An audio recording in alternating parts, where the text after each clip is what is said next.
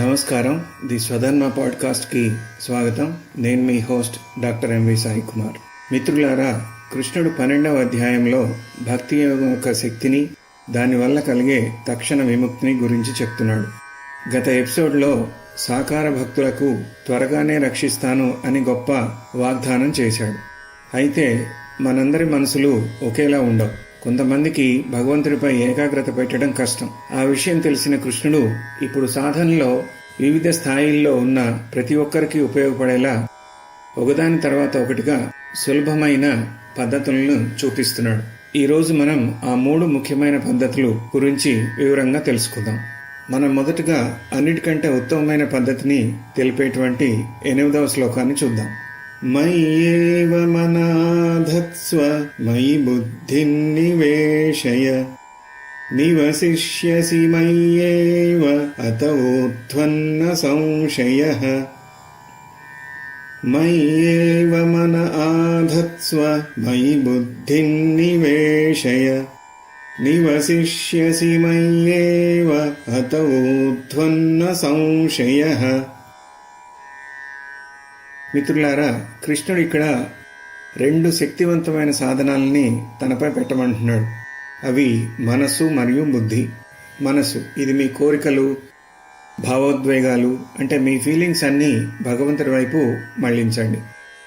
బుద్ధి, ఇంటలెక్ట్, ఇది మీ ఆలోచనలు, నిర్ణయాత్మక శక్తి, విశ్లేషణ, ఇవన్నీ ధర్మానికి మరియు కృష్ణుడి మార్గానికి అనుగుణంగా ఉండాలి. ఫలితం, ఇలా చేస్తే నీకు పునర్జన్మ లేదు, నువ్వు నాలోనే శాశ్వతంగా ఉంటావు, అందులో ఎటువంటి సందేహం లేదు అని కృష్ణుడు భరోసా ఇస్తున్నాడు. మనసు, బుద్ధిని కృష్ణుడికి అంకితం చేయడం అనేది మొదటి అత్యంత శక్తివంతమైన పద్ధతి. ఇది సాధించగలిగితే మీ విజయానికి, మోక్షానికి ఇక వేరే మార్గం అవసరం లేదు. అయితే అంత తేలిగ్గా మన మనసు అదుపులో ఉంటుందా? ఉండదు కదా.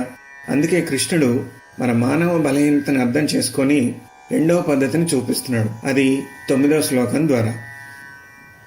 అథ చిత్తం సమాధాతుం న శక్నోషి మయి స్థిరం అభ్యాసయోగేన తతో మామిచ్ఛాప్తుం ధనంజయ. అథ చిత్తం సమాధాతుం న శక్నోషి మయి స్థిరం అభ్యాసయోగేన తతో మామిచ్ఛాప్తుం ధనంజయ. ఇక్కడ కృష్ణుడు ధనంజయుడితో, అంటే అర్జునుడితో ఏమంటున్నాడంటే, ఒకవేళ నాపై నీ మనసును స్థిరంగా పెట్టలేకపోతున్నావా? అంటే రోజూ ధ్యానం చేసిన మనసు పదే పదే చెదిరిపోతుందా? అయితే అభ్యాసం చేయి. అభ్యాస యోగం ద్వారా నన్ను చేరుకోవడానికి ప్రయత్నించు. అభ్యాసం అంటే ఇది మనం ఒక కొత్త స్కిల్ని నేర్చుకున్నట్లే. ఉదాహరణకి, మీరు టైపింగ్ నేర్చుకుంటే మొదట్లో వేళ్లు తప్పుగా పోతాయి, కానీ పదే పదే సాధన చేస్తారు. అలాగే మనసు చేరిన ప్రతిసారి దాన్ని బలవంతంగా తిరిగి భగవంతుడి వైపు మళ్లించడమే ఈ అభ్యాస యోగం. ఈ భక్తి అనేది ఒక రోజులో వచ్చేది కాదు. ఇది నిరంతర సాధన ద్వారా వస్తుంది. మీ ఆప్టిట్యూడ్ టెస్ట్ ప్రిపరేషన్లో లాగానే ఇక్కడ కూడా పట్టుదల ముఖ్యం. ఇది 2వ పద్ధతి. ఇప్పుడు ఇంకా కొంతమంది ఉంటారు. వాళ్ళంటారు, సాయి కుమార్ గారు, ధ్యానం చేయడానికి టైం సరిపోవట్లేదు, అభ్యాసం చేయడం కూడా కష్టమే, ఏం చేయమంటారు? అలాంటి వాళ్ళ కోసమే కృష్ణుడు అత్యంత సులభమైన 3వ పద్ధతిని చూపిస్తున్నాడు. 10వ శ్లోకం విన్నాం, ఆ 3వ పద్ధతిని తెలుసుకుందాం. అభ్యాసేప్యసమర్థోసి మత్కర్మ పరమో భవ మదర్థమపి కర్మాణి కుర్వన్ సిద్ధిమవాప్స్యసి.